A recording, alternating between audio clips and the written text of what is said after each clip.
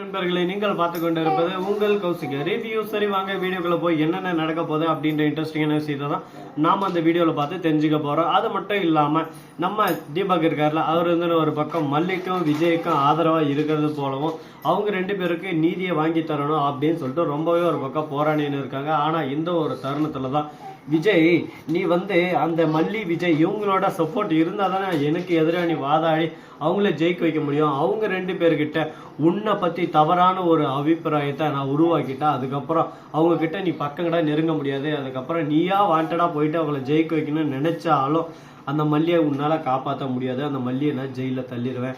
நீ எந்த அளவுக்கு ஒரு பக்கம் அவங்க கிட்ட என்னை பத்தி உண்மையெல்லாம் சொல்றேன், அந்த அளவுக்கு ஒரு பக்கம் உனக்கு பேர் ஆபத்து காத்துன்னு இருக்கு. அது மட்டும் இல்லாம உன்னோட வரலாறு பெருசு. ஆனா அந்த விஷயத்தெல்லாம் சொல்ல போறதா சிறுசா சொல்ல போறேன்னா இல்லை இன்னும் பெருசா சொல்ல போறேன்னு கூடிய விரைவில் நீ தெரிஞ்சுக்க தான் போற அப்படின்னு சொல்லிட்டு பயத்தையும் ஒரு பக்கம் பதட்டத்தையும் கிளப்பி விடுறாங்க. இப்ப என்ன பண்ண போறாரு, இவரோட அடுத்த என்னவா இருக்கும் அப்படின்னு சொல்லிட்டு பல சந்தேகங்கள் ஒரு பக்கம் மனசுக்குள்ள ஓடிக்கிட்டு தான் இருக்கு. சரி, இந்த மாதிரியான ஒரு பக்கம் போயிட்டு இருந்தாலும் அதே சமயத்துல மறுபக்கம் என்ன நடக்குது அப்படின்னு சொல்லிட்டு பாத்தீங்கன்னா, கரெக்டா நம்ம தலைவன் வேற மாதிரி ஒரு பக்கம் பர்ஃபார்மன்ஸ் பண்ணி பின்னி பேடல் எடுத்துட்டா இருப்பல. யாரா அப்படின்னு சொல்லிட்டு பாத்தீங்கன்னா நம்ம தீபிகா இருக்காங்களா, அவங்களோட ரொம்பவே நெருங்கிய நண்பர் தாங்க.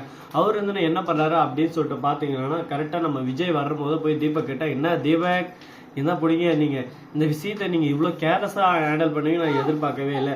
தீபிகாவும் நீங்களும் சண்டை போட்ட மாதிரி போட்டு எல்லா விஷயத்திலும் ரெண்டு பேரும் ஒன்னா சேர்ந்து கேஸ் எல்லாம் ஹேண்டில் பண்ணி இதெல்லாம் கேட்டு நம்ம விஜய்க்கு ஷாக்காக இருந்த ஒரு பக்கம். ஐயோயோ, அப்படின்னா நம்ம விஷயத்துல இதுதான் நடந்திருக்குமோ, நமக்கு ஆப்பு வைக்கிறதுக்கு தான் இந்த மாதிரி எல்லாம் பண்ணிட்டு இருப்பானோ. அப்போ ஒரு வேலை எல்லாமே தெரிஞ்சும் தெரியாத மாதிரியும் புரிஞ்சும் புரியாத மாதிரியும் அறிஞ்சும் அறியாத மாதிரியும் நம்ம கூடவே இருந்து நமக்கே குளிப்படிக்கிறானோ அப்படின்ற விஷயத்த இப்பதான் யோசிக்க ஆரம்பிக்கிறாரு விஜய். இந்த விஷயத்தெல்லாம் மல்லி கிட்ட சொல்ல, மல்லி இல்ல தீபக் அந்த மாதிரி இல்லை அப்படின்னு சொல்லிட்டு சொல்றாங்க. நான் கண்ணால கேட்டேன், காதால கேட்டேன் அப்படின்னு சொல்லிட்டு ஒரு பக்கம் சொல்லிருக்காங்க. இதெல்லாம் கேட்டுதான் மல்லிக்கு என்ன பேசுறதுன்னே சொல்லிட்டு தெரியல. ஏன்னா மல்லி ஒரு பக்கம் ஜெயில தத்தளிச்சுன்னு இருக்காங்க. இந்த மாதிரி ஒரு தருணத்துல என்ன பண்ணுவாங்க, ஏது பண்ணுவாங்க, அவங்களோட அடுத்த மூவ் என்னவா இருக்கும் அப்படின்னு சொல்லிட்டு பல சந்தேகங்கள் அவங்க மனசுக்குள்ள ஓடிக்கிட்டே தான் இருக்கும்.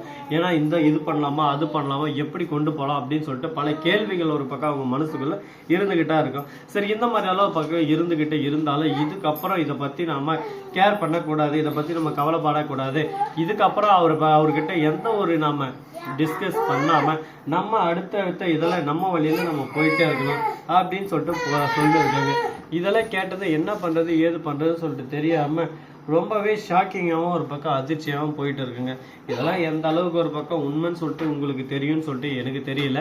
ஆனால் இது எல்லாமே ஒரு பக்கம் தீபிகா போட்ட மாஸ்டர் பிளான் தான். ஏன்னா தீபக் உண்மையாக உதவி செஞ்சு அதை நான் செய்யலன்னு சொல்லிட்டு சொல்ல, ஆனால் மல்லி விஷயத்துல அவங்க உதவி செய்யல. ஏன் எதனால அப்படின்னு சொல்லிட்டு பாத்தீங்கன்னா, மல்லி நிரபராதி அப்படின்ற விஷயம் நம்ம தீபக்கு நல்லாவே தெரியும். குற்றவாளின்னு சொல்லிட்டு 100% உறுதியான அந்த இடத்துல எப்படியாவது தீபிகாவுக்கே தெரியாம தீபக் உதவி செய்வார். ஆனா குற்றவாளி இல்லை, இவங்க நிரபராதி, இவங்களை வந்து தண்டிக்கப்படக்கூடாது அப்படின்னு சொல்லிட்டு ஒரு முடிவு பண்ணிட்டாருன்னா அந்த இடத்துல அவன் தண்டிக்கிறதுக்கு வாய்ப்பே இல்லை. இந்த மாதிரி சூழ்ச்சிகள் பண்ணி சூழ்ச்சிமங்கள் மூலம் தான் தீபிகா ஜெயிச்சு வந்தாங்க. அதனாலே இவங்க ரெண்டு பேருக்குள்ள ஒரு பிரிவினை, ஒரு கேப் வந்து உருவானது. அந்த கேப்பை பயன்படுத்திக்கிட்டு இப்ப திரும்ப இந்த விஷயத்துல ஒரு செக்மெண்ட் வச்சிருக்காங்க. இது நடக்குமா, இதுக்கப்புறம் இவங்க சொல்றது எல்லாமே பழிக்குமா அப்படின்னு சொல்லிட்டு கேள்விகள் ஒரு பக்கம் ஓடிக்கிட்டு தான் இருக்கு. அந்த கேள்விகளுக்கான பதில் கூடிய சீக்கிரம் என்னன்றது நீங்களும் தெரிஞ்சுக்க போறீங்க, நானும் பார்த்து தெரிஞ்சுக்கிட்டாங்க போறேங்க. அது மட்டும் இல்லாம இந்த இடத்துல நீதிபதி அம்மா இருக்காங்களா, அவங்க என்ன பண்றாங்க அப்படின்னு சொல்லிட்டு பாத்தீங்கன்னா, நம்ம விஜய் கிட்ட அவருக்கு கான்டாக்ட் பண்றாங்க. கான்டாக்ட் பண்றதோட மட்டும் இல்லாம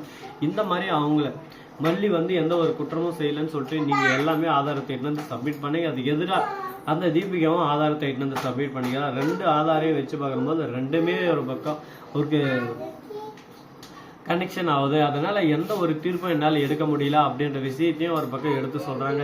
இதை எல்லாமே கேட்ட பிறகு என்னடா அது, தான் மனைவி ஒரு பக்கம் ஜெயிலில் தத்தளிச்சுன்னு இருக்கா, நம்மளால காப்பாற்றக்கூட முடியலையே அப்படின்னு சொல்லிட்டு தவிச்சுன்னு இருக்க, தவிச்ச வைக்கு தண்ணி கொடுக்க கூட வைக்கலையா அப்படின்ற மாதிரி ஒரு பக்கம் கதறி தேம்பி வெம்பி நொந்து அழுந்துட்டு இருக்காங்க.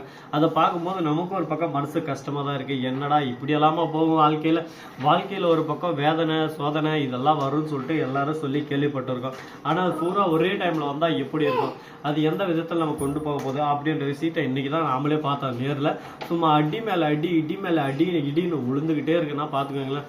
ஐயோ ஐயோ நானா அப்படின்ற மாதிரி தான் ஒரு பக்கம் போயிட்டு இருக்கேன். சரி பரவாயில்லடா, என்ன வேணாலும் நடக்கும், என்னதான் நடக்கும் நடக்கட்டுமே அப்படின்னு சொல்லிட்டு விட்டுட்டு நம்ம அடுத்தடுத்து நாமளே இம்ப்ரூவ் பண்ண போயிட்டு இருக்கோம். அது மட்டும் இல்லாம உங்களுக்கு இன்னொரு இன்ட்ரெஸ்டிங்கான விஷயத்தை பற்றி தாங்க நம்ம சொல்ல போகிறோம். அது என்னன்னு சொல்லிட்டு பார்த்தீங்கன்னா, நம்ம ஐஸ் இருக்காங்களா, அவங்க இருந்து கொஞ்சம் ஆதாரத்தை சேகரிச்சதோட மட்டும் இல்லாமல் அவங்க செம்மையாக ஒரு பக்கம் கேம் பிளே பண்ணுறாங்க. அந்த கேம் பிளே எல்லாமே ஒரு பக்கம் அட்ராக்ஷனாகவும் ஒரு பக்கம் இதாகவும் இருக்குது. இது எல்லாமே ஷாக்கிங்காகவும் இருக்குது. என்னடா இது ஏன்டா இது அப்படின்ற மாதிரி தான் இருக்குது.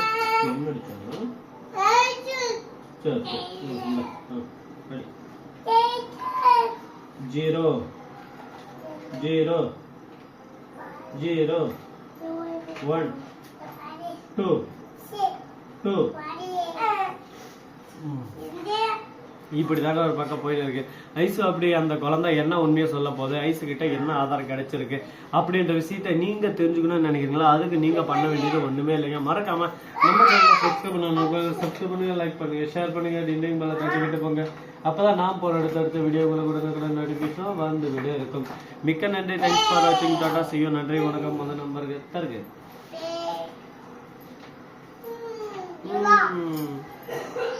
ஏய் இவன் புக்கை படி, புக்கை படிக்கிறா, தனித்தனியா படிக்கிறா. படியா